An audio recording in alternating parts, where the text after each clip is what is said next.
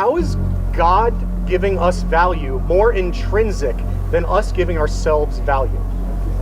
Because if there is no God, your number came up in a Monte Carlo game, you are a freak accident of nature. You do not get value out of a freak accident. You get nothing. You get meaninglessness. Then you have to create your own value, but if you choose not to create the same value tomorrow that you... Small number of dissenters, Oh, that's really? not free speech. Tell me who's behind me. What's this big institution that's behind me? Well, the majority of people here are listening very reverently. This isn't like a two-sided debate. Sir, you're not having... No one has forced you to stand here. No one's forced me to stand here. I'm under the impression that you have a free will and you've chosen to be there. And I respect that. And these people choose to sit here because they choose to. I don't know who they are. And I don't have any big organization behind me, for crying out loud. So why don't you get in touch with reality? It's a refreshing exercise.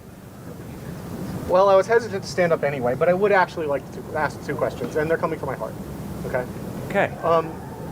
As someone who has been raised outside of the church, and I just don't take the Bible as evidence, is there any way that I could be converted? Is that the only way that you can reach out to someone that doesn't have any kind of cultural upbringing, that hasn't been raised with already those doubts?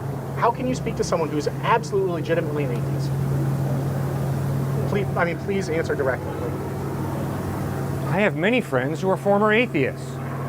And these people who are former atheists relax their mind. They tried to be as objective as possible and to look at the evidence that God exists. And then once they move from atheism to theism, then they relax their mind. They tried to be as objective as possible and read the Gospels, not as the Word of God, simply as accurate history, because the evidence is the Gospels give us some accurate history. And confronted by the lifestyle, teachings, death, and resurrection of Christ, they saw the evidence is Christ is reliable, and they chose to put their faith in Him. So you said that there were 2 steps there. The second step, once you've acknowledged that there could be some sort of all-knowing, all-powerful, all-good thing, once you've done that, that's fine. It's that first step that I'm really concerned with. So you're saying that there's actually fact-based evidence that is best explained through an existence of God. Philosophical evidence, yes, sir. I'm not talking specifically about experiments or anything like that, but even philosophical evidence. Philosophical evidence. You think that's the best, most rational explanation? Yes. Okay, so we have thousands of years of history of debates about these kind of things, and I don't want to revisit those. But do you have an answer for someone who's already gone through those and hasn't been convinced of the factual accuracy or of Occam's razor? I mean, if I honestly think that there are just more reliable descriptions that match the facts better, theory that just has fewer things that you have to assume that explain it just as well. If I'm in that position, knowing that I am a limited person and could be wrong, is there room for faith? That was kind of a technical question. Would you like me to try to repeat it? Mm-hmm. So, do you think that it's possible to both think that the best answer is atheism, that I can logically disprove the existence of the all-knowing, all-powerful, all-good, yet, through knowing my own limitation, through knowing that logic itself can be flawed, that our brains cannot understand everything, is that enough of a doubt to admit the kind of faith that's required to believe in God? Sir, all you've got to do is look at the evidence for the reliability of Christ. Then you say, no, I'm sorry, not enough evidence, I can't believe. But when you say that, what you are clearly saying is, before I trust anything to be true, it must meet this level of evidence. So my 2 questions for you then are, in light of the fact that Jesus Christ is not supported by enough evidence, what is the object that you have chosen to trust in? And secondly, what is the preponderance of evidence that supports this option as being more reliable than Christ? I would say that the discussion isn't between 2 different things that explain the environment that we see, but it's a very specific proposition of either an all-knowing, all-powerful God exists, or it doesn't. And I believe that the evidence supports the second. And I don't think that you need to, that argument specifically requires there to be something else that you believe in. Just like, I mean, you can talk about the non-existence of something. If it logically would impact your life in some way, and it doesn't impact your life in that way, then it doesn't exist without positing something else instead.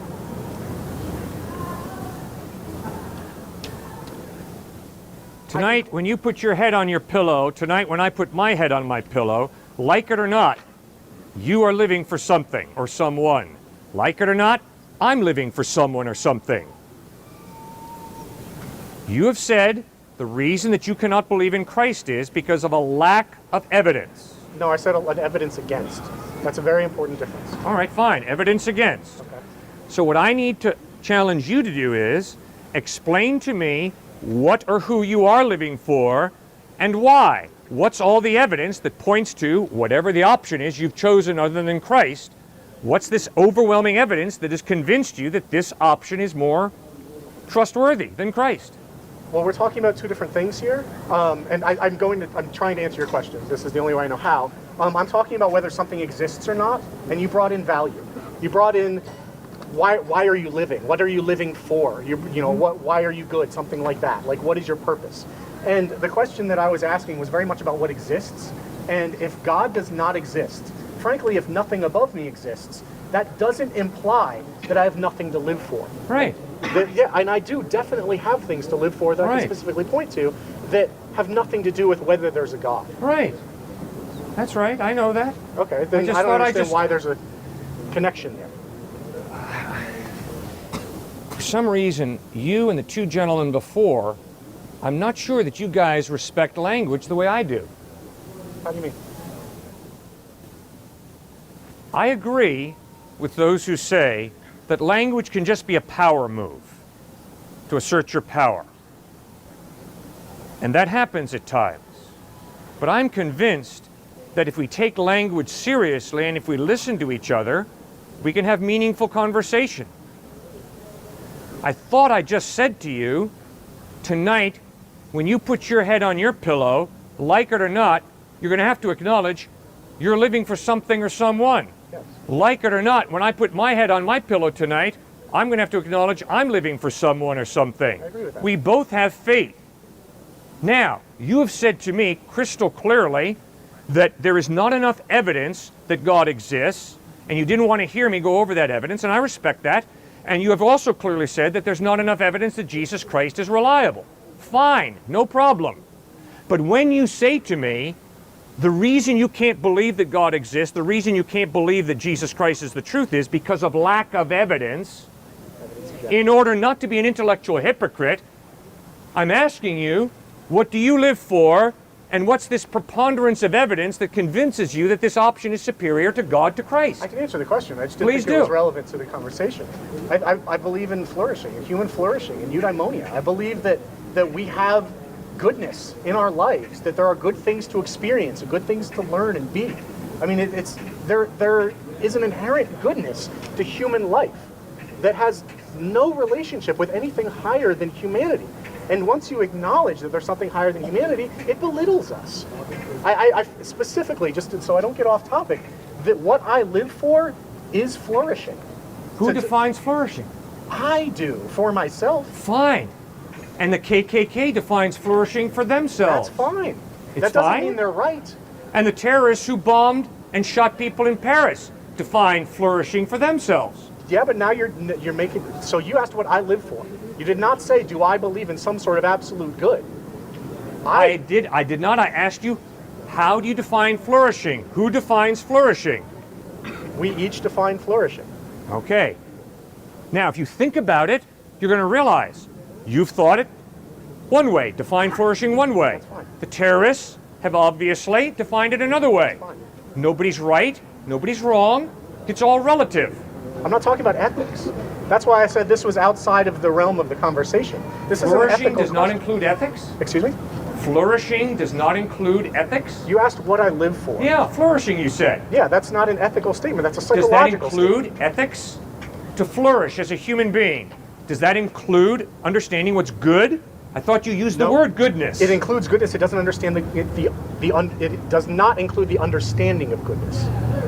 It includes goodness, but not the understanding of My goodness. moral imperative is Language to is breaking flourish. down. No, my moral imperative is to flourish. My moral imperative is not. It does not include having some sort of ultimate goodness. I don't have that claim on reality. I just said earlier in my honest question, one that I've asked of priests in the past when I was really questioning. My honest question is faith compatible with this idea? That's a very specific question. Okay. With flourishing? With the fact that my logic is limited, I could be wrong. I know that I could be wrong. Whether you take that same idea and apply it to flourishing, yes, I am going to do my utmost to be a good person, but that does not mean that I know what good is. I don't lay any sort of claim to absolute goodness. Like it or not, you have to make a judgment call on what the terrorists did in Paris. They define that as flourishing, as their goodness. Now, you just can't live in a vacuum and say, well, it really doesn't matter, it's irrelevant. You have to make a judgment call. Is that right or wrong? You have to make a judgment call. Is the KKK right or wrong in denigrating black people and elevating Aryan supremacy? You can't just live in a vacuum and say, well, it's irrelevant. It's not irrelevant. It's real life. So who defines flourishing? And if you define it, then what makes your definition right and the KKK or the terrorist definition wrong? Our disagreement isn't about what flourishing is. Our disagreement seems to be that you think that there has to be this objective rule, and if I'm not following it, you even specifically said it earlier, that's why I stood up. You accused anyone who does not have an absolute idea of ethics as being a relativist. You're accusing me of being a relativist and saying that I believe this and someone else believes that, and that we're both right in our own spheres. And there are other ethical views besides absolutism and relativism. Like you can't set up this false dichotomy and say either I'm making some sort of absolute claim or what I'm saying is useless. That's just totally unfair and doesn't match our human experience. So, I mean, It matches my experience totally, as it does Camus, Sartre, and Nietzsche, Bertrand Russell, and all the great atheistic thinkers who had the intellectual honesty to acknowledge if there is no God, there is no mind prior to the human mind. Which means it's obviously the human mind that defines justice and injustice, what it means to flourish or not flourish, what it means to live a good life or not to live a good life. It's all the creation of the human mind. It's a human fantasy. My fantasy is not superior to your fantasy. Your fantasy is not superior to my fantasy. It's all relative. And I'm saying, sir, I don't think you can live that way. I think, I could be wrong, I think you live as if the terrorist attacks in Paris, France were absolutely wrong. You see, you can't say that if you're going to hold to what you believe in, which is there is no God, morality is relative. I define flourishing, I define goodness for myself. Fine. If what you say is true, if what you believe is true, then have the intellectual honesty to say the terrorists define good, flourishing life their own way. They're not wrong, I'm not right. It's all in taste. It's a matter of taste. In case it's not obvious, I do think that atrocities are wrong. In case it's not obvious, I think that there are incredibly bad things happening in the world and that we have a personal responsibility to stand up and do something about it. I am sure you do. Our disagreement's not about that. Our disagreement is about whether there's an intermediate ground, not even intermediate, putting it on a spectrum is false, but something that's neither absolutism nor relativism. An example from a relatively Christian person is Immanuel Kant. He said that there is a transcendental mind, that people come together, not literally come together, but there is an understanding among humans of what is right and wrong. And it's not an individual person, but neither is it an absolute thing. There are other ways of looking at this besides this false dichotomy. So that I think that maybe I'm getting a little too technical, but I mean, honestly, I wanted to ask the question about, given that I just don't see the evidence, but is the knowledge of my own lack enough to admit faith? And it seems like what you're saying is, no, you have to admit the evidence. And what that means to me is that I can't have faith then. So that's my conclusion here, unless you'd like to try to answer that question. The reason it's so frustrating to talk with you is because I don't think you listen to me very carefully. I'm sorry. I feel like I have been. I'm sorry if we're not. I said, sir, you have faith. I have faith. Don't you remember I talked about tonight? Both of us are going to put our heads on our pillows. Sure, I went over it twice with you. Yes, but that's you're very not smart. answering Well, my there's a question. problem. Yes, I am answering your You're question, bringing in not with a ethics, yes, you're no bringing in answer. purpose. Not with a yes, no answer. I'm trying to point out to you that every atheist, every agnostic, every Muslim, Jew, Christian, we all have faith.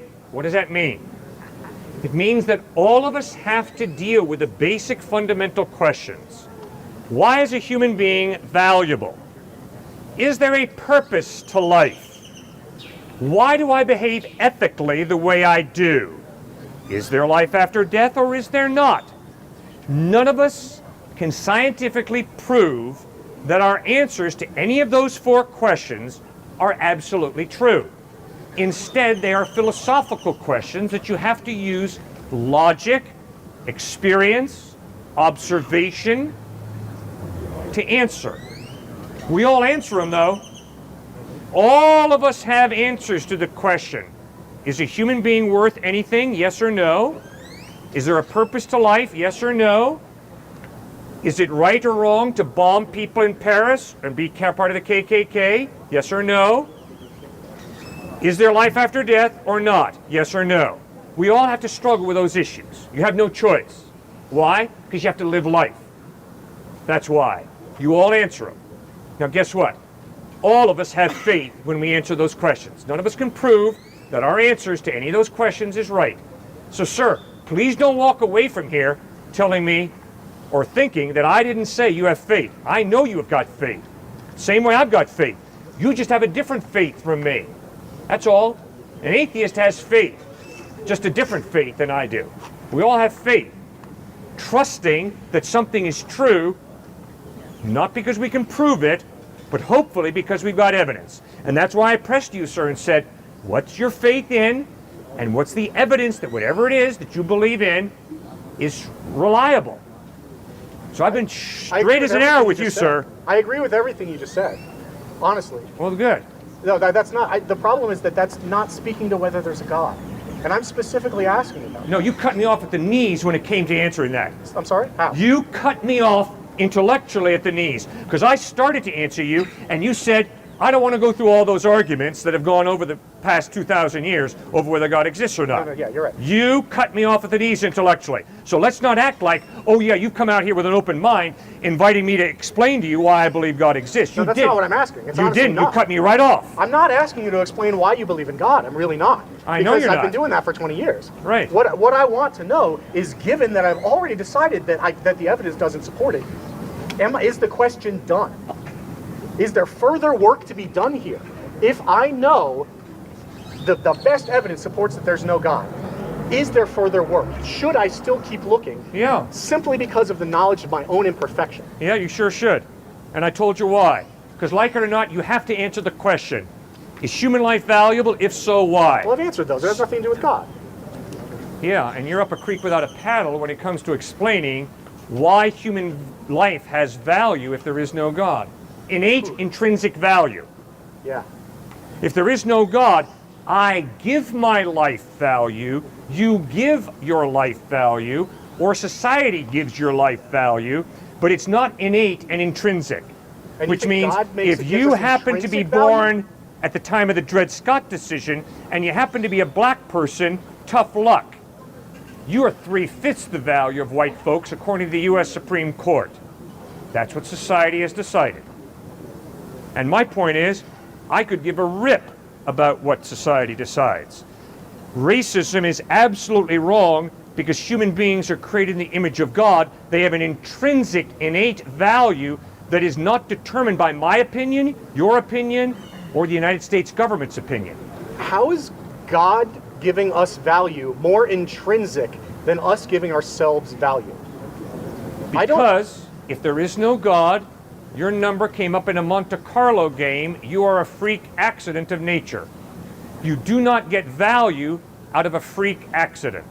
You get nothing. You get meaninglessness. Then you have to create your own value, but if you choose not to create the same value tomorrow that you did today, you're not wrong, you're not right, because it's all a crapshoot. It's all, do you like broccoli or corn? What's your taste? Oh, tomorrow you like the other one more than the one you like today? Just taste. So, you want to be Mother Teresa today? Great, go be Mother Teresa. Tomorrow you want to be Adolf Hitler? Just your taste, go ahead. It's all meaningless, sir. Despair is honest atheism. Despair is honest atheism. Don't take it from me. Have really fundamental Nietzsche, logical Camus, disagreements. Sartre knocked it right out of the ballpark. No, I mean, you can't just say these things. That Read if a it for yourself. person makes a decision, it's inherently arbitrary. That any person can't make the. You're even bringing up Camus. You're even bringing up the people who specifically said that people are the ones who make decisions about meaning. And it's all relative. No, it has it's nothing all to do with meaningless. Well, just read L'Étranger by Camus. First lines of the book are the words of a young teenage boy who says, "Yesterday mother died." Or was it today? Who gives a rip? Life is meaningless. It doesn't matter whether mother died last week or yesterday. Life is absurd. And that's what Camus struggled with. And that's why Camus said the only question modern man must answer is, why not commit suicide? Why go on sucking wind and living? If it's all meaningless, if it doesn't matter whether you're Adolf Hitler II or Mother Teresa II, realize life is a meaningless trip.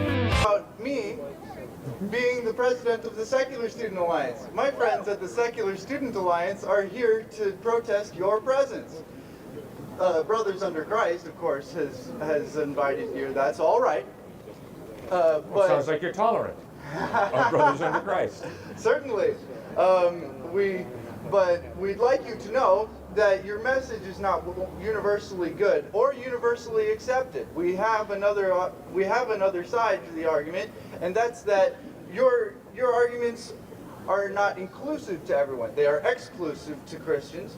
They promote what is called tribalism. Not to say that you're a member of a tribe, but it helps to create a tribal mentality around being Christian, and that's not at all what we want to have in America. That's not my idea of America.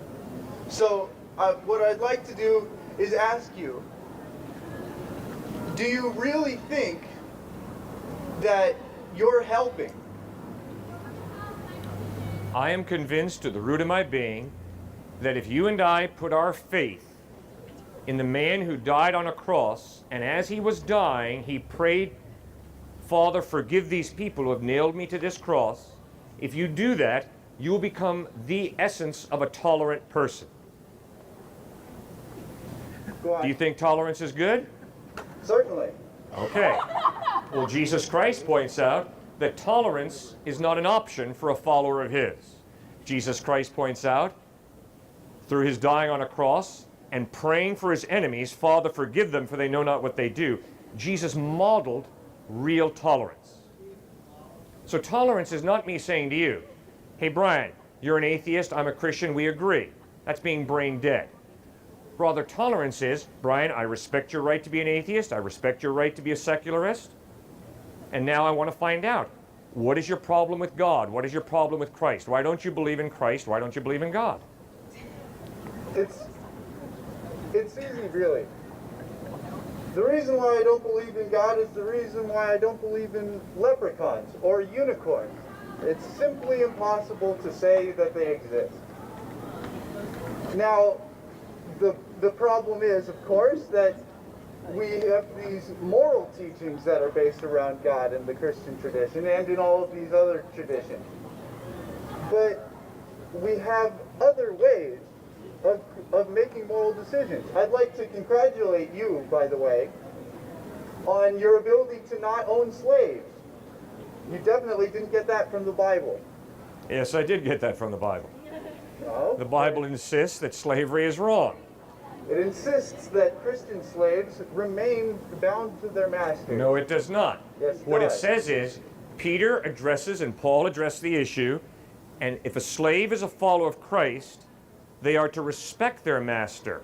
When Paul says, "Respect your master," when Peter says, "Respect your master," he is not saying that slavery is good. The same way when I go into a prison and when I go into a cell of a man who has kidnapped, raped, and murdered little boys, and then after that I go to the gymnasium to play with the other inmates, and they look me in the face and say, "Hey man, how can you talk to such a piece of dirt? Don't you know what he's done to little boys?" and I say to them, yes, I deplore what he has done to little boys, but I still respect him as a human being created in the image of God. See, Brian, that's what you got to grapple with. That's what Paul and Peter are teaching followers of Christ who happen to be slaves. He's not saying slavery is good.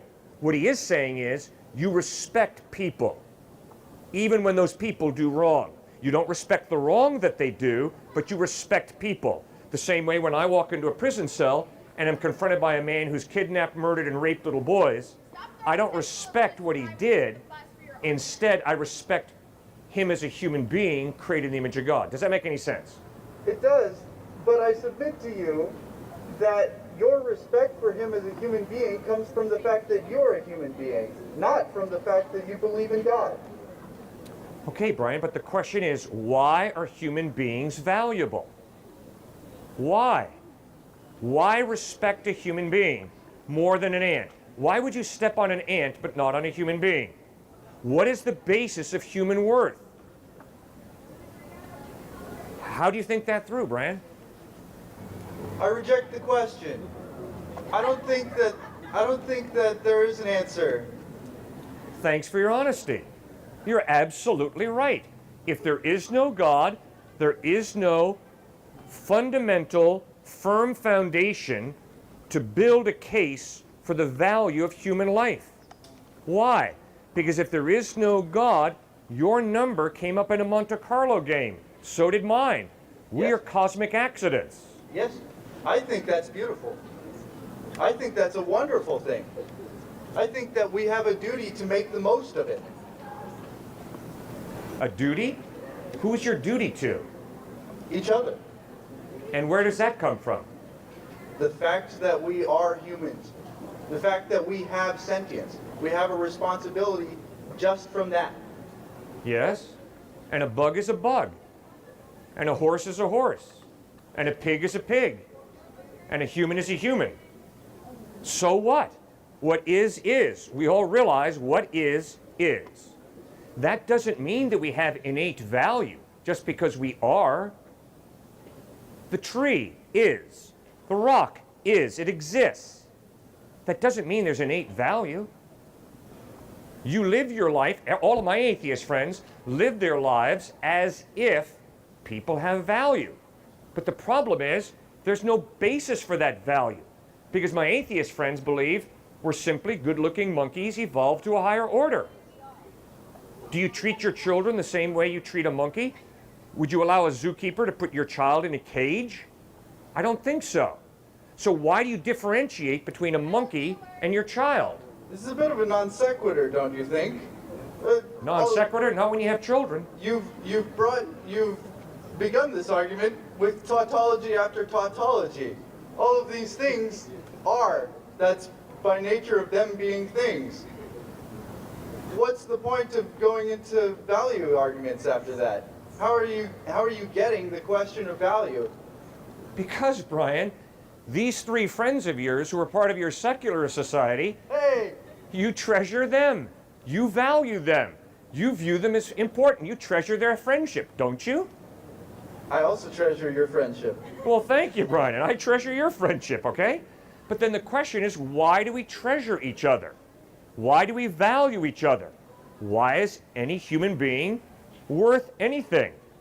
If we're simply cosmic accidents, we're only worth what we attach worth to. And if we attach worth to ourselves, great. But if we don't, so be it. In reality, we don't have worth. In reality, we're cosmic accidents if there is no God. But in reality, I've attached worth to you. Good. And to everyone else. Great. But what happens if tomorrow you wake up with a stomach ache and you decide that I'm not worth much? Does that change my worth because tomorrow you decide I'm not worth much? I don't think a stomachache would do that. The worst stomachache in history. No, that is an immutable thing. All right, Brian, I'm not going to tie it to a stomach ache, but I think you know exactly what I'm talking, hopefully. You know very well that today and tomorrow you are not always going to treat people as if they have worth. Certainly I am. You and I are going to be mean. No, you and I are going to be selfish and mean. You and I are going to demean people in some way by ignoring hurting people, Speak by for being yourself. absorbed with myself and my agenda. I will walk over people. So will you, Brian. We both are sinners. In Oh, other I words, don't we believe will in sin. devalue people through sexist attitudes, through racist attitudes, through pride, through selfishness. We will devalue people, both of us. That's why we need God's forgiveness, because we both are dirty, rotten sinners. Speak for yourself. I am a dirty, rotten sinner. Are you a morally perfect person? I have morality. Are you I morally make moral perfect? decisions. Do you always live up to your moral standards? If I don't live up to my moral standards, I recognize that immediately. Good. Not immediately. All right, thanks for your honesty. Neither do I. I don't acknowledge my I'm sins willing to immediately either. recognize that, certainly. I don't think there needs to be a God involved for me to make changes to myself. Well, when you feel guilty, who do you ask forgiveness from? Person that I've wronged, I suppose. Good. So you ask forgiveness from the person you've wronged. Very good. Now, according to Christ, that person has been created by God. And therefore, when I demean a person, I'm saying, hey, God, when you made that person, you did a lousy job. That's false. When God made all of us, he did a beautiful, wonderful job. That's why demeaning each other, however we do it, is sinful. It's wrong. If I don't believe in God, how can I apologize to him? How can I say that I've demeaned God, a God that I don't believe in? You're right. Intellectually, you don't believe in God. I hear you and I respect what you're saying. But you see, Brian, you can't live that out. Instead, the way you live your life is as if those three friends behind you, even I, you've said, have innate worth. Well, if a person has worth, what's the basis of that worth? Where does worth come from? We're going around in circles a little bit. Yeah, I understand, and I'm not giving up because I'm trying to help as many people here understand the point. It was made magnificently by Nietzsche, Friedrich Nietzsche, the great German philosopher. I know him. He poured scorn on his atheistic, humanistic friends who said, there is no God, but people really are valuable. But love really is important. And Nietzsche said, I'm sorry, fellas, you don't have the intellectual courage to face the logical conclusions of what you say you believe. If there is no God, love is not real, human worth is not real, morality is all relative, something's not absolutely evil or absolutely good, it's all relative, which means life is meaningless. I respect Nietzsche for the way he realized if there is no God, life is a crapshoot. It's ultimately meaningless. I'm sorry to hear that. I feel love every day. I feel love for my fellow man. And that is one of the biggest pieces of evidence that God loves you and that he's not. drawing you to There's himself. No, how can you say that there's a man in the sky after that? It's insane. You're right. I don't believe in a man in the sky, okay? There's a spiritual being, a mind, who is really, really big, who created this cosmos, and this God really loves you and loves me and wants to live in relationship with us. Now, Brian, if that's true, that's the most important news in the universe. It would be. Exactly. So that's why you got to read the Gospels and check That's out. a big if, don't you think? That's a real big if. Not based on the way you want to view people as having worth, No? not That's based just on the a way you want to live natural your human life, instinct. that good and evil are real, not based on the evidence that you want to live your life No, as if there's meaning to life. See, all of that stuff points to the existence of some type of God. No, it points to me being a friendly person. Well, that's great that you're a friendly person. I appreciate that. Thank you. But remember, if you define friendliness tomorrow the opposite way you define it today, that's totally legit. Remember? You just define it, right? So if today you define a friend as being someone who is compassionate and loving and honest, but tomorrow you say a friend is someone who cuts people off at the knees, that's not wrong. Because there is no absolute right or wrong. It's all relative. So if tomorrow you want to define friendship as stealing someone's backpack, that's legitimate. let me ask you something. Does God also have the capacity to do this? Does he say now it is good to cut people off at the knees? Or rather, can he say this? Or does he say things are good because they're already good? Great question. Because God is eternal, meaning by that God has a character that is eternal, and because God's character is just and good, the value of justice has been defined by God's character throughout eternity. Where did his character come from? Is his character built around things that are already good? No. God didn't come from anywhere because God is eternal. God is an uncaused being. He is eternal, which means God doesn't come from anywhere. He's eternal. Do you realize this is the only concept that has no cause? The only concept in the human discourse that has no cause. We say that the Big Bang happened, but we don't know what caused it. We don't say it definitely has no cause. How can anything not have a cause? Great point. So then the question is, 15 billion years ago approximately, what caused or who caused the Big Bang? We don't know. All right, well, what you've got to ask yourself is it more plausible to think that the Big Bang just happened in isolation? Yes. Or is it more plausible to believe that there's a cause? If there is a cause for the Big Bang, who or what is that cause? We don't know. That's absolutely outside of the theory. Okay. Albert Einstein, who had a decent IQ, to put it mildly, realized that the Big Bang clearly pointed to the existence of some type of God. Einstein did not want there to be a God because Einstein was a pantheist. He worshiped nature. That's why Einstein loved the idea that nature, matter and energy are eternal.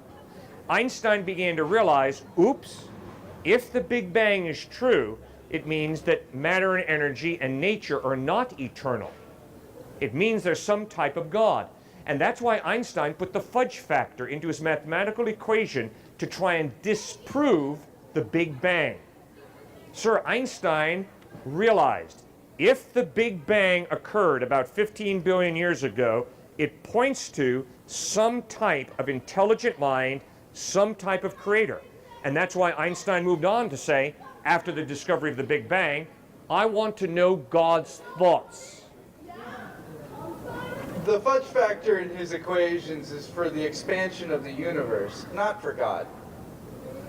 The fudge factor was used by Einstein to disprove the Big Bang. No, it's Yes, it to was. make it general. It's to make it actually applicable to what we see in the universe. Einstein was confronted by a mathematician who said, you've made a mistake mathematically. And you probably did it intentionally because it's not a difficult thing to see. And Einstein admitted it. I put that fudge factor into my equation because I realize the logical consequences of the Big Bang theory. It points to some type of creator. It's that simple. That's what Einstein clearly communicated. Even if Einstein had said that, would he have been somehow privy to the existence of God? Isaac Newton did the same. He spent the rest of his life after 27 trying to prove some mystical, hand-wavy nonsense. All of his achievements were when he was a young man. Now, we don't benefit from that. His argument that there is a God is not what makes the theory amazing. That's either Newton or Einstein. What makes it amazing is that it actually describes the universe. God isn't part of that. If he created the universe, then at the very most, He must have set it in motion and done nothing else for the rest of the history of the universe. And that's what Thomas Jefferson believed. That's deism. God is the mind that created the universe, set it in motion, and steps back and is an aloof deity, uninvolved. And Thomas Jefferson and the deists believed exactly that, Brian. You articulated that well. Thank you. What Jesus Christ insisted is, God is not an aloof deity. God actually loves you and me and created us to live in relationship with us. And of course, the incarnation of Christ is this incredible claim that the God who created the cosmos has stepped into space and time by becoming a human being in Jesus of Nazareth. That's exactly what I'm saying is impossible. Okay, why is that impossible? Because to say that there has been a God intervening in our universe since the Big Bang is directly in contrast with the idea of a Big Bang. How? Because God must have set everything in motion since. He cannot intervene afterwards. Why can God not intervene afterwards? Because he doesn't exist. Thank you for your honesty. And you and I both know that was a cop-out. Yeah. Yeah, okay, good. I like your honesty, Brian. I like it. In this hypothetical, there would have been a God to set every value, every physical constant, and since then, those are immutable. He would be adhering to his own rules 100%. He cannot intervene. He cannot intervene. All right, what happens if God chooses to limit his power by giving me a free will? If I haul back and slap him in the face and turn to you and say, Brian, God made me hit him in the face, would you believe that? No, I'd say you were a jerk. Good. Well put, Brian. All right, so what Jesus and the Bible insist is the all-powerful God chose to partially limit his power by giving me a free will, which means I can take out my wallet and give him money for dinner, or I can haul back and smack him in the face. God makes me do neither. But God on a day of judgment will judge me if I choose to haul back and slap him in the face. He will judge me. Why? Why would God judge me? Because I have free will, which means I'm responsible for slapping him. Does that make any sense? It made sense until you said that there would be a day of judgment. But once again, God is not going to intervene.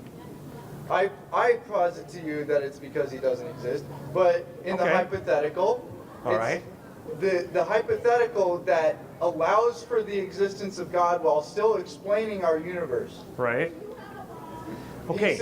He simply does not intervene because he's already set the universe in motion. All right. Now you, Brian, are an atheist, right? Yes, sir. Okay. So, right now, where is Adolf Hitler, Mother Teresa, and the people who died in Paris at the hands of the terrorists last week? Where are all those people? They do not exist. Exactly.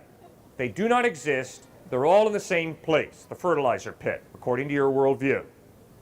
Which means, Brian, ultimately... I like to think that we've treated some of them with more dignity than that. Brian, if you limit reality to matter and energy, it's rather obvious that Hitler's body is decomposed, Mother Teresa's body is decomposed, and the bodies of the people blown away by the terrorists last week in Paris are in the process of decomposing. We're all becoming dirt if there is no God. Now, in light of that fact, Brian, it doesn't matter, ultimately, whether you become Adolf Hitler II or Mother Teresa II, whether you become like the people in Paris who got blown away, or whether you become like the terrorists who blew them away. It's all meaningless, because we're all headed to the same place.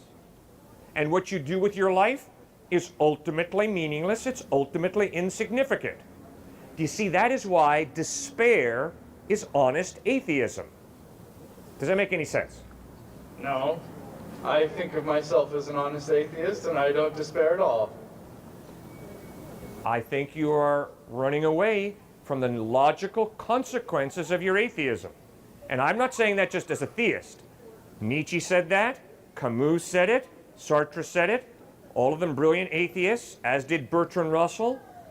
You can't escape the conclusion, logically, that if there is no mind who created you for a purpose, and if there is no day of judgment when you will have to give an answer for what you've done with your life, then it doesn't matter what you do with your life. So if you want to be Adolf Hitler II, go right ahead. If you want to be Mother Teresa II, go right ahead. It's just your choice.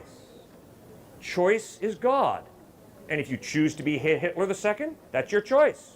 If you choose to be Teresa II, that's your choice. Nobody's right, nobody's wrong. It's all relative. Meaning by that, it doesn't really matter.